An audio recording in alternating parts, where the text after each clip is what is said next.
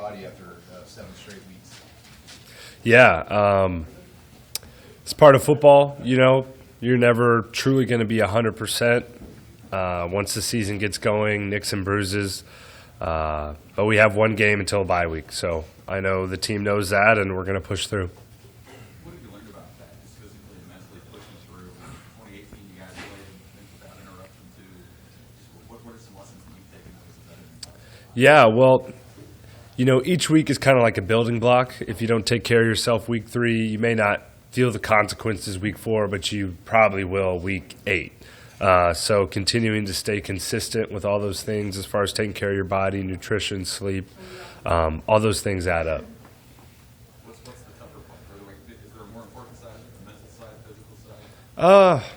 It's hard to say. I would say that it's a balancing act. It's all inclusive, you know. Got to take care of all those aspects. One part of that is missing, I think, you know, it makes it a lot tougher to handle.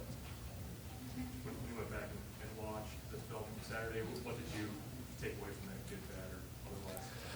Yeah, well, you know, I feel really good about the way our team played, in all honesty. You know, we fought our ass off. We did, battled, and, you know, a couple mistakes on my end, a couple mistakes as a unit, but we're getting those things cleaned up. And I'm proud of the way those guys battled, and we're going to use those positive things, take away from that game, and transfer it on to Minnesota. Is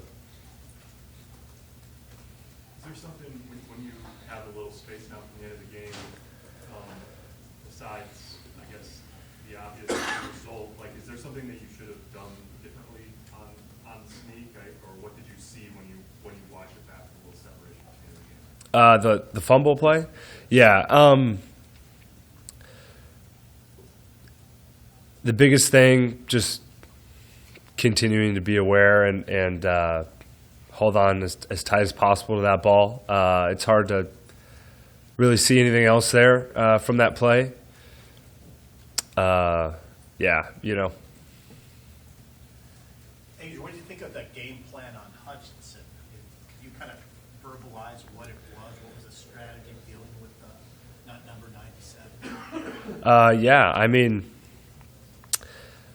he's a really good player. I think we knew going into the game he was going to make some plays, but we were going to make some plays as well. Outside of that, it was just more about having faith in those guys to handle them. I wouldn't say there was, you know, something incredibly specific. Obviously, a player you have to be aware of where he's at on the field. I know in some instances we kept our tight end in protection. We kept our running back in protection. Sometimes we kept them both in protection. And maybe they chipped the defensive ends, little things like that.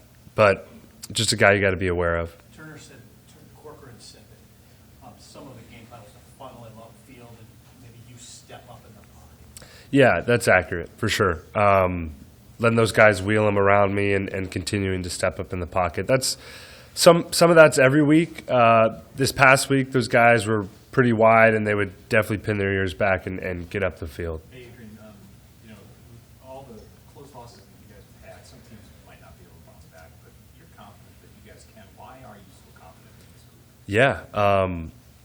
Part of it's the work we've put in. Part of it is what I saw today in practice, what I saw the week after we lost to Michigan State. This team knows how to battle. They do. And we still, despite our record, know how good of a team we are and what we're capable of. We still have some big games on the schedule, and the biggest one's Minnesota.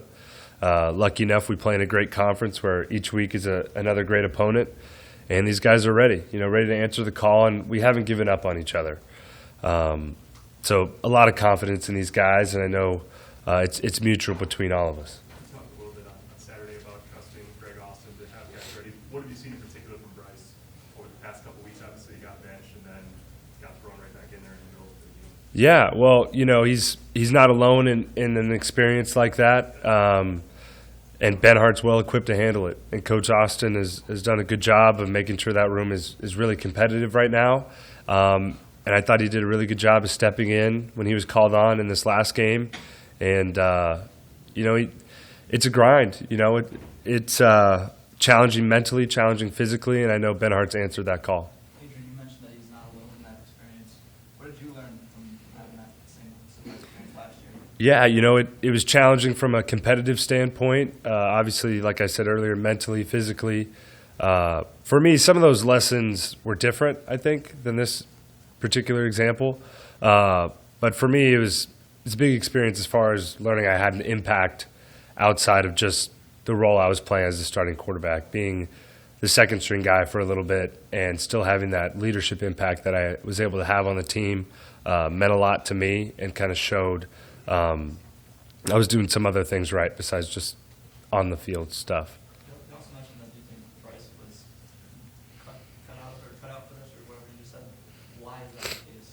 Yeah, he's tough. He's a tough guy, and he wants it. I truly believe he has a passion for football and a passion to be a great football player. So he's going to make it through it. Adrian, the place that you guys growing offensively and having the ability to run the ball early in the game and use that to set up a pass, as opposed to needing to be able to loosen things up with the passing game to start and set up the run.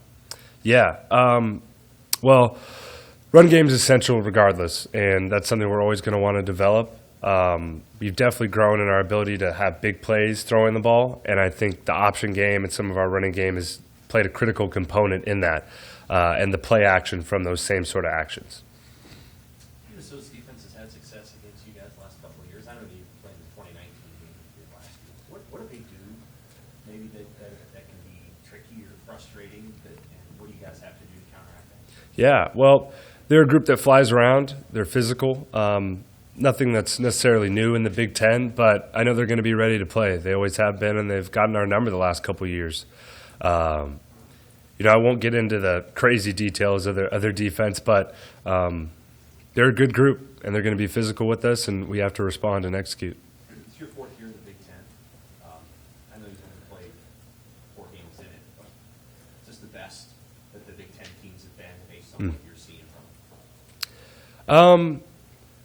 I'd say so, yeah. It's a little tricky. I've gotten into this discussion before, freshman year, the way I viewed certain players or certain teams.